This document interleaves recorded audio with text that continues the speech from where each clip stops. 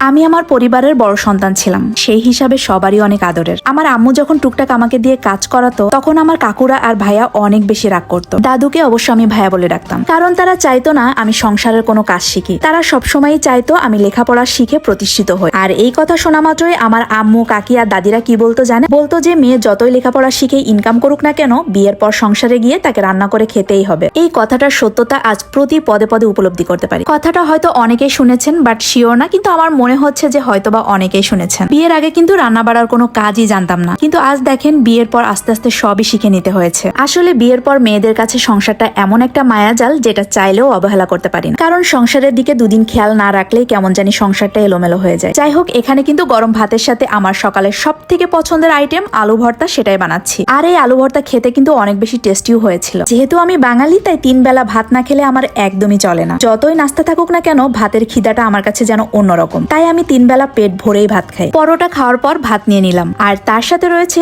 আলু ভর্তা, ডিম ভাজি, আচার আর আমার সব থেকে পছন্দের ঘি। বাস, সকাল সকাল আর কি লাগে। তো আজকের মতো এখানেই বিদায় নিচ্ছি। দেখা হবে নেক্সট ভিডিওতে। ততক্ষণ পর্যন্ত সবাই ভালো থাকবেন, সুস্থ থাকবেন। আল্লাহ হাফেজ, আসসালামু আলাইকুম।